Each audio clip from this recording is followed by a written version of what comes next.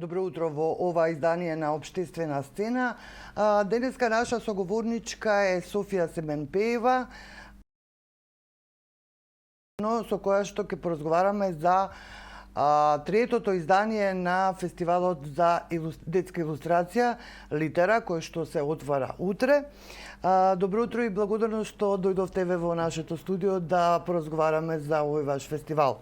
На почетокот сакам, пред да преминеме на програмата и значењето на овој фестивал, може би е убаво да ни кажете, која беше првичната идеја, зошто се одлучивте ваков фестивал да основате, да формирате?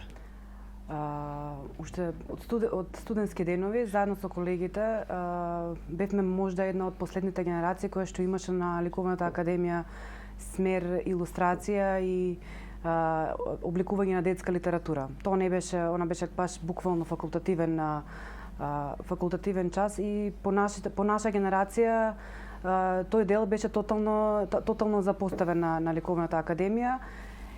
И низ годините идејата се разговараше, се беше низ спонтани разговори, некаде околу 2015, кога веќе почнав да ги купувам сликовниците заради ќерка ми, сватив дека во Македонија има дупка во делот за визуелната култура на од каде што се гради едно дете. Од каде почнува да се гради визуелната култура кај секое дете. И видов дека има дупка и се фатив да ужастена што уствари се случува на нашата сцена. До тогаш немав прилика, не следев литература за деца. Во меморијата, во сеќавањето останато ми е литературата со која што ние растевме, каде што илустратори беа Кондовски, Тунич и така натаму. Тоа се едно буквално национално богатство.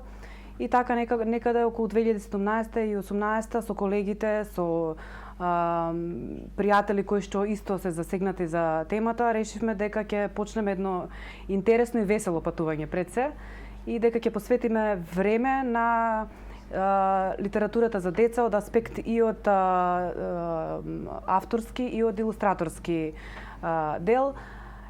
И започна 2019, решивме со цврсти чекори да тргнеме и се надевам дека ќе траеме долго и дека ќе придонесуваме малку по малку да ја поместиме сцената. Имаме добри, квалитетни писатели за деца, квалитетни илустратори, но конкретно еве за илустраторите можам да кажам слободно дека фали слободата и поддршката.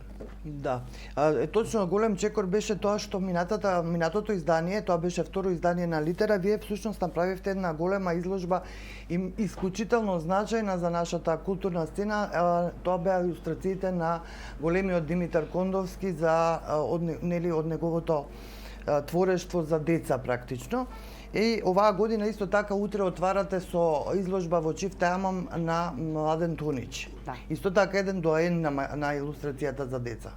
Така е. Првата година имавме ретроспективна изложба на доаените на македонската илустрација, беа повеќе автори со по едно-две дела вклучени. Тоа беше од мал обем и решивме дека пред да донесеме светски имени илустратори треба да покажеме што нашата држава поседува и како е тоа запоставено. Значи илустрацијата која што е од Кондовски, Тунич, Каевски, новите генерации не може да ја видат практично, освен зачувани некои изданија дома кои ги имаме и тоа веќе се застарени и така натаму. Значи нема достапност до тоа што ни е буквално за мене национално богатство. И тоа е нешто кое што мораме да работиме да го зачуваме и мотивот е тој. Значи прво да покажеме што сме имале дома и што имаме дома, па потоа да носиме од надвор илустратори кои што ќе придонесуваат за развојот на ова буквално запоставена гранка. Добро, ајде малку за Тунич, кој е неговото значење и малку за програмата, што понатаму планирате во овогодишното издание. Така е. Тунич и самите ќе видите на изложбата е од огромно значење. Тоа се почетоците, мислам. Тоа е нешто со кое што ние имаме растено.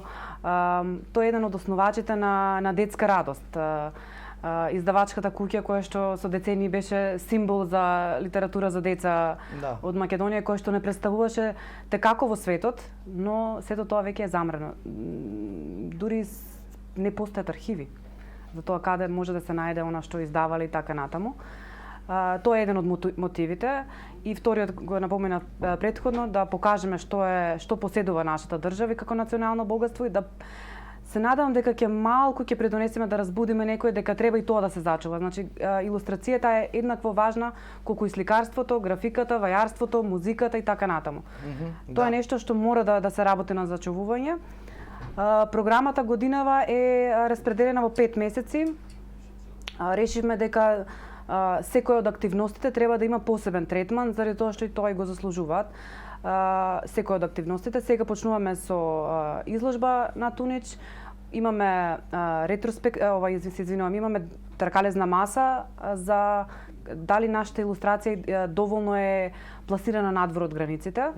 Една од трибините, ви зборувам за јуни, и го имаме големиот професор Светан Юнаковиќ, кој на наше задоволство годинава ќе одржи мастер-клас за македонските студенти или илустратори, значи оној кој што сака да го слушне. Јас со драго срце препорачувам да и оние кои не се бават со илустрација, значи има многу што да каже професорот Юнаковиќ. Дали има доволно заинтересирани, например, да го слушнат предавањето?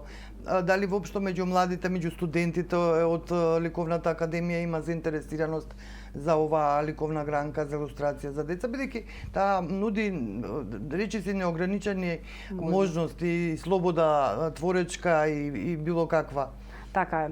Илустрацијата, имам чувство и некако и така ни се покажува низ годините дека како да се срамат да кажат дека се илустратори. Тоа е резултат на она што е поценета, не е вреднуване и така натаму. Има многу млади кои што се сериозно, не само млади и автори кои што творат илустрација, имаме многу квалитетни автори кои што работат стрип и така натаму. Значи, имаме сериозна сцена, имаме златни деца, нови генерации кои што и треба да придонесеме кон нивниот развој и до едукација и афирмација и така натаму. Ние неколку дена е објавен мастер-класот, имаме многу заинтересирани, што е стварно радост. Се надеваме ќе придонесеме се повеќе и повеќе да ја развиваме сцената за илустрација, но најважно е да тоа биде препознаено. Ние ќе вложиме се од нас, но треба и институциите да сватат дека тоа е нешто од каде што почнува се. Од таму градиме визуелна култура и така натаму. Да, имаме еден наплив, би се рекло, на крајно неквалитетни илустрации, неквалитетни содржини, преведени за 5 минути на Google и така натаму, со кои што некој од издавачите се во трка по брза заработка. Дали тоа може некако да се спречи, бидејќи прво нелојална конкуренција, а второ не нуди никаков квалитет? Може да се спречи, јас сум секогаш вечити оптимист дека нештата може да се променат на подобро. Се работи системски. Кога ние ќе ги едуцираме луѓето што е квалитетна визуелна комуникација, ќе може да ја препознаат. Кога ќе дадеме на нашите автори, тоа е ланец, ја кажам, синџир кој што се надоврзува. Не доволно поддржани од Министерство за култура, издавачите се решени да најдат ефтино решение за да ги, за трка, за финансиска трка и се надополнува едно по едно. Значи, доколку има интерес, тоа има буквално процес низ кој што треба сето тоа да помине и да наметнеме некои нови правила, да луѓето препознаваат што е квалитет, да децата веќе растат со квалитетна визуелна комуникација. Тоа е многу значајно. Сакаме да градиме културна публика, идна културна. Значи треба да почнеме од коренот. Куќа не се гради од покрив.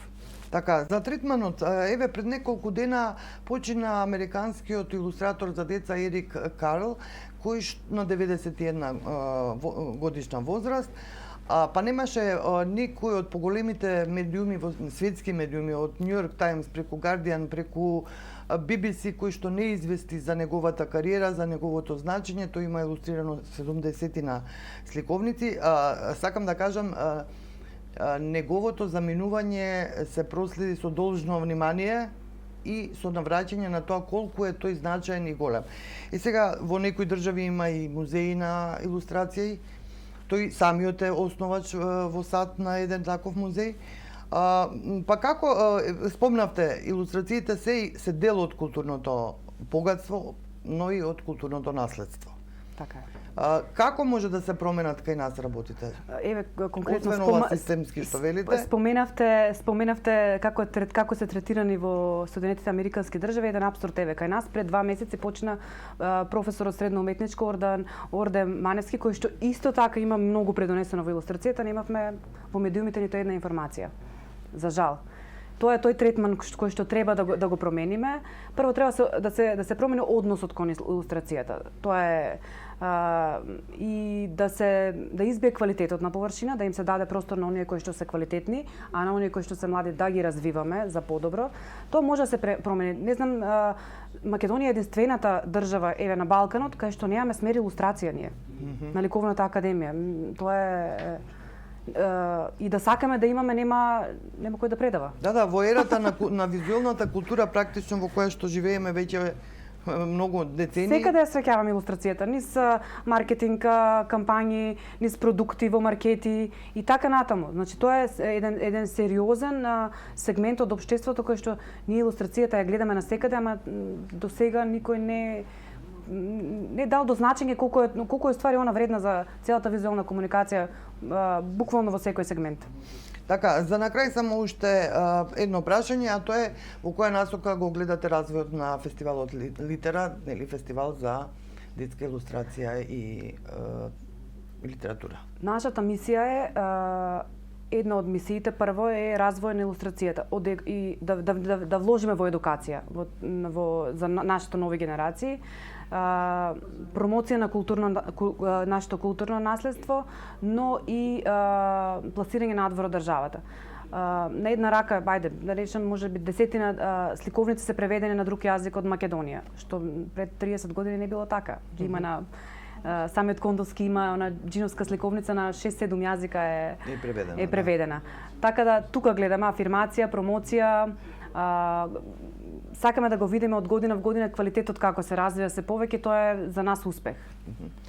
Ви благодарам многу што учествувате во утрински брифинг. Се разбира ќе имаме прилика повторно да се видиме и повторно да разговараме за овие и за други теми. Ви посакувам успех во третото издание на фестивалот Литера. Ве покануваме да ја посетите изложбата и да ги следите нашите активности. Благодарам.